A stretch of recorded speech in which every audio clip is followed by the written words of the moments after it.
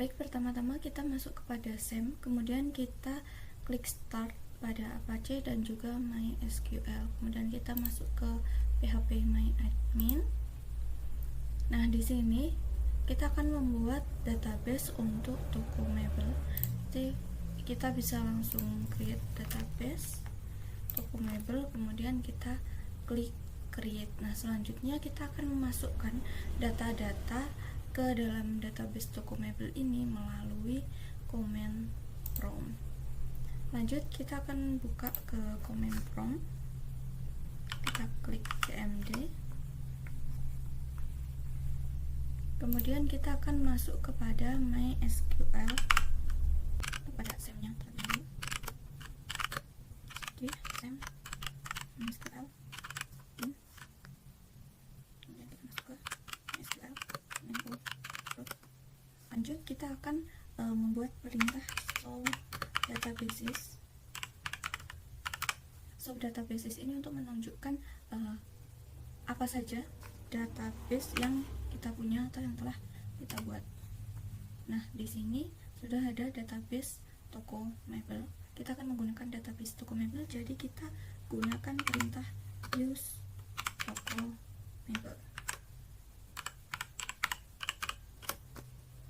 Nah, database change dari non ke toko mebel. Nah, selanjutnya kita akan membuat tabel atau kita create tabel data, yang mana di sini saya sudah mempunyai data dari data karyawan, pelanggan, produk, transaksi, dan juga detail transaksi. Kita akan menginputkan atau kita akan membuat tabel karyawan.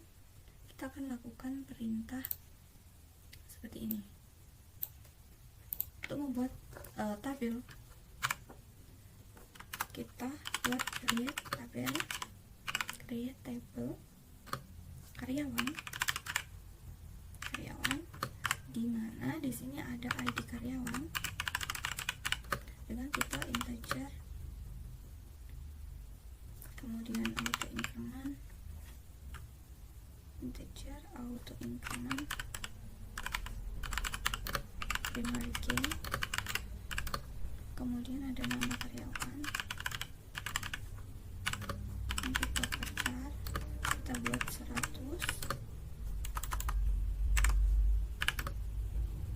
kemudian ada jabatan, kita pakai varchar 20,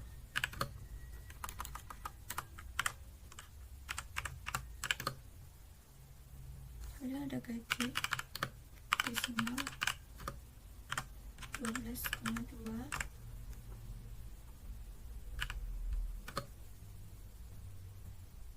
kemudian ada nomor telepon,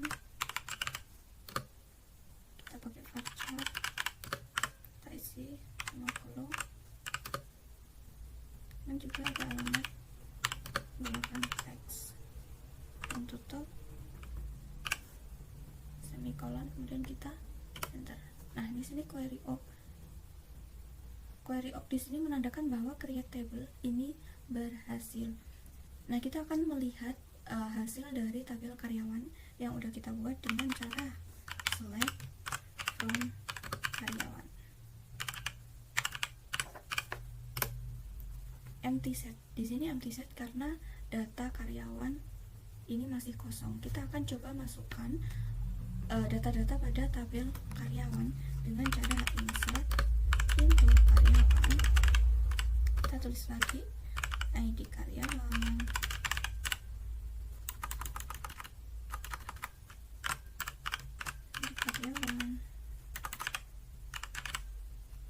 kemudian nama karyawan, jabatan, gaji, nomor telepon, dan juga alamat seperti ini. Kemudian kita kasih perintah values, dimana values ini yang akan menjadi isi dari data-data atau dari kolom di tabel karyawan. Kita bisa enter agar lebih rapi. Values, jangan lupa kita kasih petik untuk masukannya. Ini karyawan 1, kemudian nama karyawan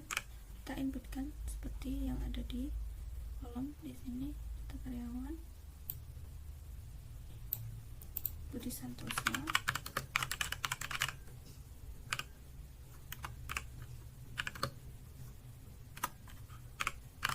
kasir, gaji 3.500, kemudian nomor telepon,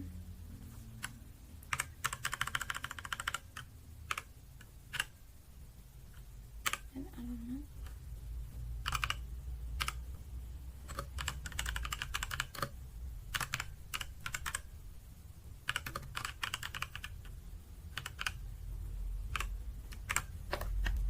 Kita akan coba inputkan satu data dulu seperti ini, kemudian kita klik. Nah, di sini query op. Jika sudah sesuai, kita akan select lagi untuk melihat tabel karyawan yang kita isi. Nah, di sini sudah ada. Kita akan masukkan dua data lainnya.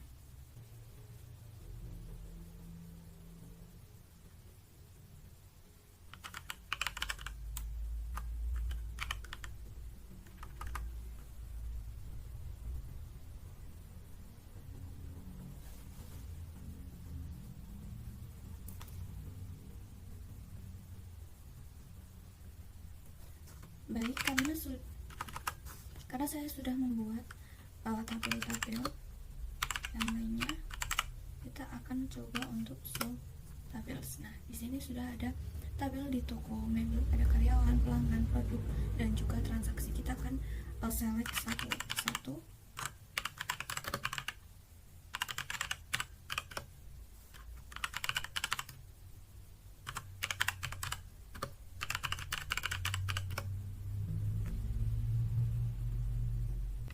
Baik, kemudian kita akan memunculkan semua tabel yang telah kita buat. Select from pelanggan,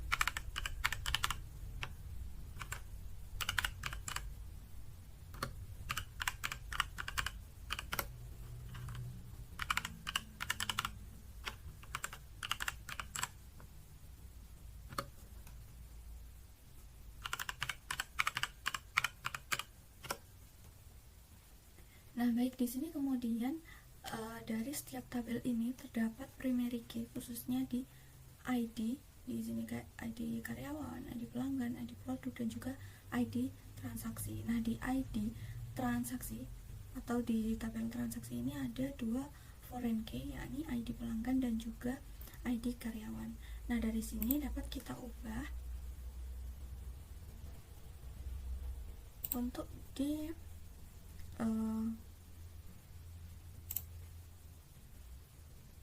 ID transaksi khususnya.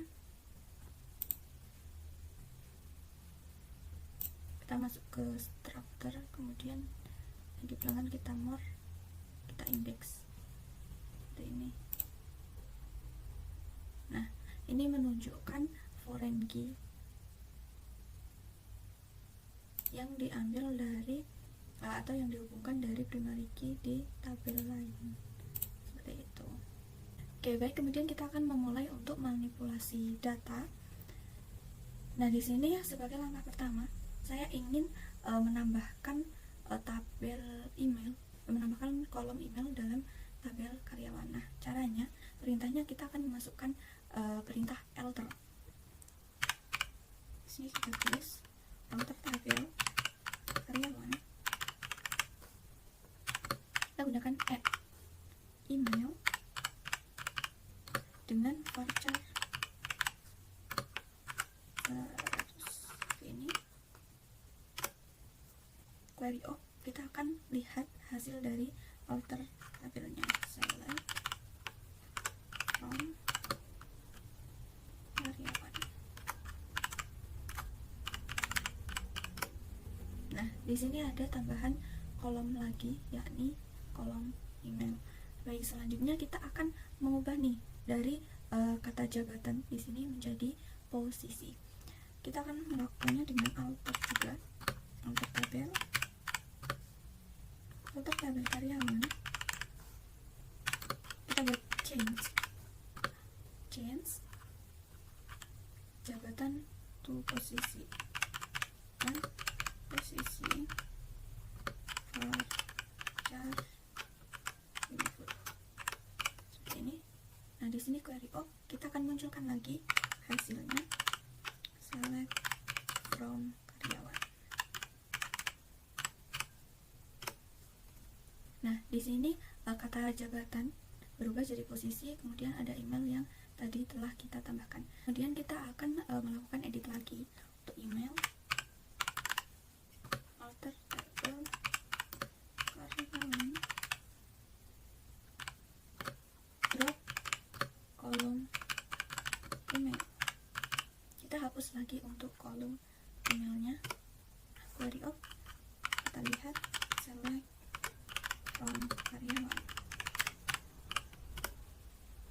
Sudah kembali ke semula. Nah, selanjutnya DML yang selanjutnya adalah akan melakukan update karyawan,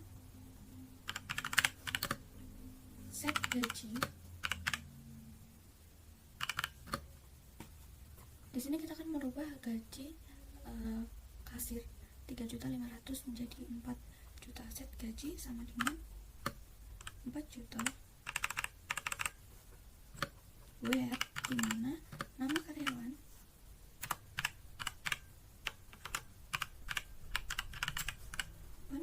sama dengan Budi Santoso. Budi Santoso seperti ini.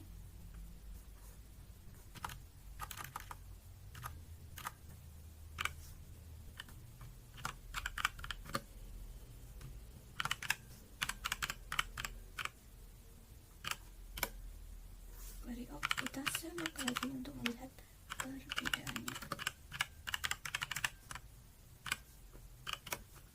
Nah, di sini sudah diupdate dari 3.500.000 menjadi 4 juta. Kemudian kita akan mencoba delete di sini untuk menghapus salah satu data. Delete from karyawan, where, dimana ID karyawan sama dengan 3.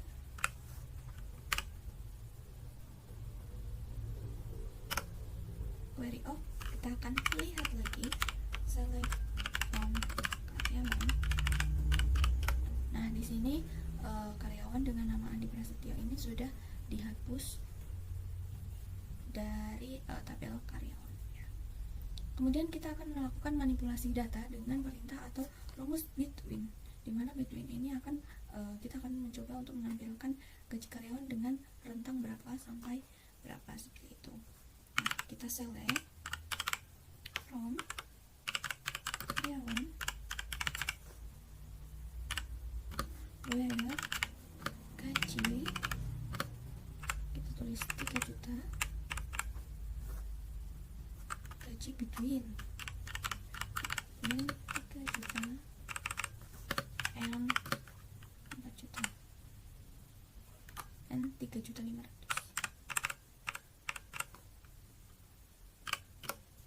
Nah, di sini karena datanya ada 3.200.000 dan 4 juta, kita akan melihat between 3 juta sampai 3.500.000, maka yang muncul hanya di ID karyawan nomor 2 seperti itu. Kita akan melakukan manipulasi lagi. Kita akan mencari nama karyawan yang mengandung kata RI misalnya. Kita akan melakukan select from karyawan, where nama karyawan. Alright, ini adalah rumus untuk mencari nama karyawan. Like, kita kasih petik, kemudian di tanda persen RI seperti ini, like RI. Nah, di sini muncul lagi Siti Lestari karena ada RI-nya. Nah, bagaimana jika kita mencoba untuk select dari tabel pelanggan misalnya? Pelanggan kita akan mencari dengan nama IA misalnya, maka kita akan melakukan program, menuliskan program select from pelanggan where nama pelanggan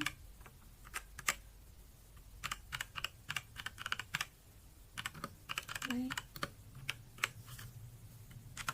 IA.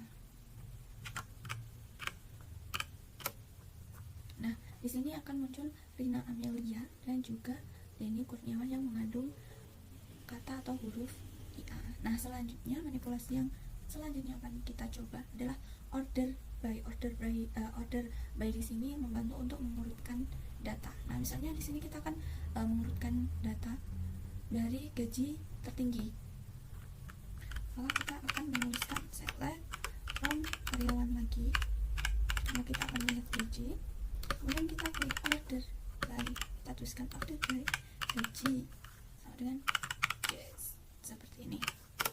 Nah, di sini sebenarnya order by itu ada dua, ada dash dan juga ASC. Kita akan lihat perbedaannya. Select from karyawan order by gaji ASC. Nah, di sini dapat dilihat perbedaannya. Kalau dash itu dari tertinggi ke terendah, kalau ASC ini kebalikannya, dari terendah ke tertinggi. Nah, ini bisa membantu kita untuk mengurutkan data. Nah, selanjutnya kita akan memanipulasi data atau mengotak-atik data dengan rumus count. Dimana count ini kita akan coba untuk menghitung jumlah produk yang tersedia. Di sini kita bisa lihat ada tabel produk. Kita akan melihat atau menghitung produk yang tersedia. Maka kita tuliskan select count seperti ini. Select count as jumlah produk from dari tabel produk from produk. Jumlah produk adalah 3, apakah sama? Nah, di sini ada 3 produk. 1 meja kursi, 2 kursi rotan, 3 lemari. Nah, kemudian kita akan memanipulasi data, mencoba untuk menjumlahkan atau sum dari seluruh penjualan. Misalnya penjualan, kita masuk ke transaksi, sum total S atau sebagai total penjualan from tabel transaksi seperti ini. Total penjualan adalah sebanyak 6 juta. Apakah sama? Kita lihat. Dari total ini kita rumuskan dengan sum untuk mencari total penjualan. Selanjutnya kita akan mencari atau mencoba rumus left join, yakni untuk menampilkan daftar transaksi beserta nama pelanggannya. Kita akan inputkan select, kita enter saja agar lebih rapi transaksi. Nah, di sini ID transaksi, kemudian pelanggan, nama pelanggan,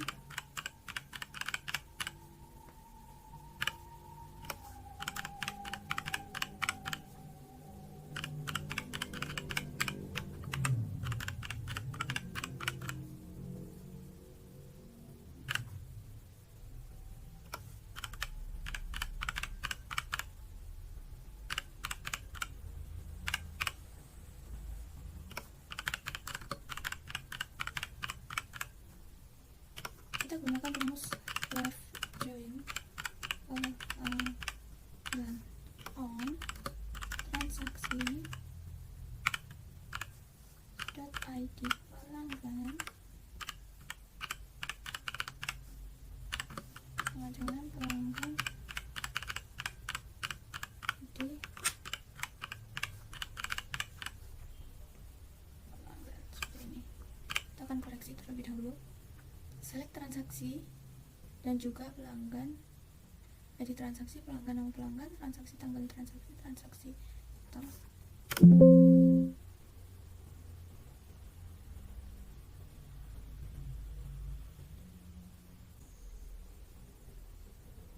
Nah, berikut ini adalah hasil live join, di mana di sini ada dari ID transaksi, nama pelanggan, tanggal transaksi, dan juga total. Ini adalah praktik atau tutorial untuk DDL dan juga DML, yang mana coding untuk DDL dan juga DML ini bisa ditulis melalui command prompt dan juga bisa langsung ditulis di SQL pada PHP MyAdmin, seperti itu. Baik, sekian dari saya. Terima kasih. Wassalamualaikum warahmatullahi wabarakatuh.